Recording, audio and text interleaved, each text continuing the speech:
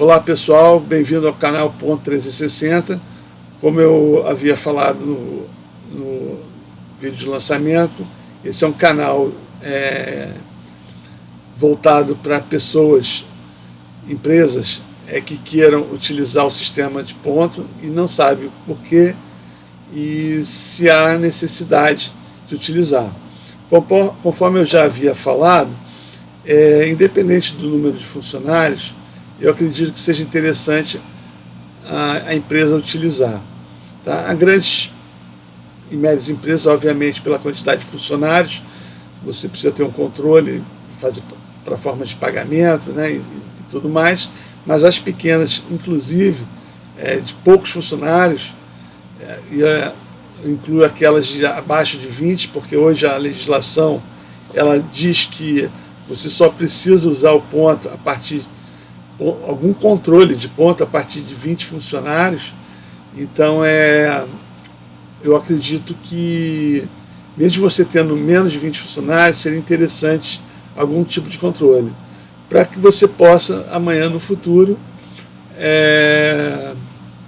poder ter como comprovar as horas dos seus funcionários e qualquer questionamento no âmbito jurídico, né, você esteja respaldado. Eu realmente já trabalho isso há quase não, 25 anos já trabalho nessa área e já vi de tudo. Então, como é que começou essa parte do ponto eletrônico? Bem, antigamente tinha aqueles pontos manuais, aquelas máquinas que a gente vê em novela, tal, que a pessoa vai lá e dá um clique no papel, né, bota o papel na máquina, puxa uma alavanca e registra o ponto com a data, a hora que a pessoa marcou. Aquilo funcionava mais ou menos, porque era uma forma de registrar, não rasurar tanto o papel, né, porque se deixar a pessoa escrever também rasura e não vale de nada. E aquele papel, de uma certa forma, ajudava, mas era muito trabalhoso. E também, às vezes, a pessoa esquecia de bater o ponto, não tinha como registrar novamente, porque o horário era sequencial, então não dava para voltar para bater o ponto. Não que o eletrônico dê para voltar, mas tem como justificar, né? Então esse ponto acabou sendo tirado do mercado e foi colocado na década de 1980, 90, o ponto eletrônico. Só que o ponto eletrônico, quando chegou informatizado, ele trouxe algumas vantagens pela velocidade, né, pela forma de que você podia apurar o ponto, mas criou algumas distorções, onde as empresas contratavam sistemas que podiam burlar, ou seja, manipular o ponto das pessoas. Então tinha um botão lá, cálculo automático, ele gerava uma folha britânica lá, como se a pessoa tivesse batido ponto perfeitamente, até britânico. Chegou um momento que nem a justiça aceitava, de tão britânico que era. O cara todo dia chegava às 8 horas da manhã, entendeu? 8 e 1, enfim. Era uma coisa até ridícula, né? Então, se usou bastante tempo, até a final dos anos 2008, 2009, pela descrença e pela não aceitação do mercado, do mercado não, da justiça, que já não aceitava mais o ponto, porque era tudo manipulado, foi criada uma portaria 2009, do Ministério do Trabalho e Emprego, lá onde houve uma legislação, né? A portaria ela dizia como tinha que ser feito o ponto, tinha alguns pontos de checagem, para que não houvesse mais essa manipulação eletrônica do ponto. Quer dizer, a pessoa pelo sistema podia burlar e botar lá os valores que quisesse. Naquela época chegou a ser tão assim sem efeito, porque cada um chegava lá com as folhas tudo prontas e o juiz nem aceitava. Mas depois da portaria 2009, os juízes começaram a aceitar, porque era um sistema antifraude, tá? Então tinha como comprovar e tinha algumas implicações para quem fizesse, tentasse alguma fraude, né? Então em 2009 houve essa portaria para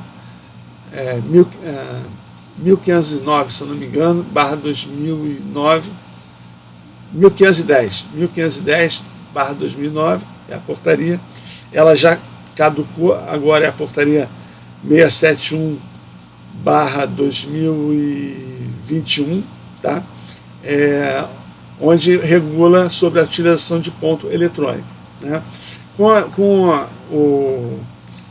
a vinda da pandemia, começou a ser liberado alguns tipos de equipamentos para registrar ponto. Antigamente era ponto eletrônico por cartão, depois digital, e logo depois da pandemia foi liberado o uso de aplicativo pelo celular, por exemplo, pelo tablet ou mesmo pelo computador. Mas dessa forma também tinham como bloquear, né, e saber de onde está vindo as informações, tá? Então é válido, já adiantando aqui, que o ponto atualmente pode ser utilizado tanto relógio de ponto digital, homologado, aplicativo, né, pelo celular ou pelo tablet, e o próprio PC. São válidos. São nomenclaturas que agora foram criadas. Antigamente era só relógio de ponto. Nessa portaria 671 foi criado o REP-C, que é o relógio de ponto comum, né, esse da digital, o REP-A e o REP-P, que é o programado, né, e o A é da alternativa. O REP-P, esse REP-P você utiliza nos aplicativos de celular, tablet ou computador, e são válidos. Então, como eu havia falado inicialmente, para as pequenas empresas, eu acho bastante válido você ter uma forma de acompanhar os seus funcionários. Às vezes é o próprio patrão que faz, ele fica de saco cheio de fazer isso e tal, e acha que comprando ponto vai auxiliar a tirar o trabalho. Não vai tirar, já vou adiantando a ideia, eu vou comprar porque eu não quero me aborrecer. Na verdade, não é questão de se aborrecer, é uma questão de automatizar e ficar mais com o controle na sua mão, tá? Então, para aquelas pequenas empresas que tem 4, 5 funcionários, você, claro que poderia fazer isso no papel, na mão, tal, mas ali no dia a dia você está controlando se o cara faltou, se você chegou atrasado, tirar o relatório, ficar tudo certinho, de uma forma bem clara, limpa, né? Tirar um relatório e ele assinar no final do mês e aquilo ter validade, apesar de não ser obrigatório, tem validade no Ministério do Trabalho, o espelho do ponto registrado com menos de 20 funcionários, como prova de cálculo, né? Então, por que eu estou falando isso? Porque às vezes a pessoa compra equipamento e vem falar, poxa, eu comprei isso, pensei que ia me ajudar, pensei que eu só ia apertar um botão e ia sair tudo lá resolvido. Não é assim também, né? Mas também não é uma coisa de um bicho de 7 cabeças, mas você vai ter o controle, você vai conseguir botar de férias, abonar, e aquela folha limpinha, certinho, você vai poder guardar. Uma coisa importante que aí vale para grandes, pequenas, médias empresas: final do mês o cara fechou o ponto, vai imprimir a folha do ponto, que a gente chama de espelho do ponto, e vai assinar. Quer dizer, o funcionário tem que assinar aquela folha, porque ele está ciente daquilo que foi apurado. Só isso, essa assinatura já basta? Bem, para o lado do empregador, sim. Agora, para o lado do funcionário, ele tem os comprovantes, porque quando surgiu a portaria 2009, ele tem para o lado dele, né, como prova, o recibo de que ele, toda vez que ele bate o ponto, sai um papelzinho, no caso do relógio de ponto, da digital, sai um papelzinho botando a data, a hora e o PIS dele, no caso até a portaria 1510. Já na portaria 671, já caducou o PIS, tá? Isso é uma atenção que eu tenho que levar para vocês, caducou o PIS e começou agora a ser válido somente para os novos funcionários o CPF, tá certo? Se a pessoa tem o PIS, ela pode continuar usando o PIS, e os novos funcionários que não têm PIS vai passar a utilizar o CPF. Isso de acordo com a portaria 671. Quem tinha um relógio de ponto que só tinha PIS, pode continuar usando, porém, quando chegar um funcionário novo que não tem PIS, não vai conseguir usar, tá certo? Então, teve um tempo de adaptação que o governo deu, foi agora no finalzinho de 2023, e agora 2024, a gente está em 2025 agora, né? 2024 todo, 2025, já é só CPF no mercado.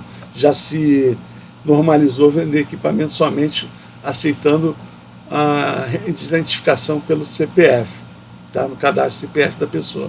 Claro, ela pode usar digital, pode usar cartão e pode usar senha, tá? Mas na hora do registro, vai ficar registrado lá, vai ficar registrado o CPF da pessoa, a data e a hora, tá? Isso aqui vai ser apurado.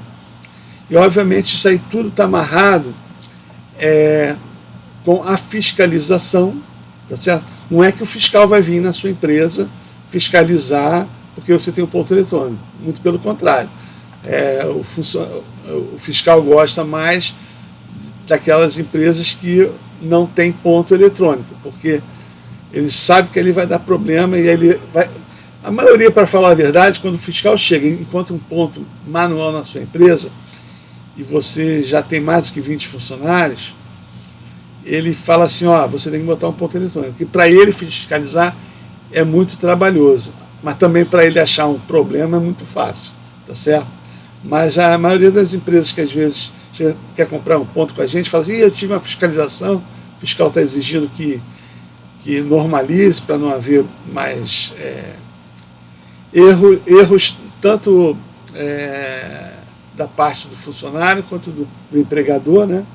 Então, de uma certa forma, eles exigem que a pessoa se adeque, né? Tenha um ponto eletrônico para facilitar a fiscalização. Essa fiscalização, obviamente, vai conferir lá se a pessoa está fazendo hora extra, indevida e não paga, tá certo?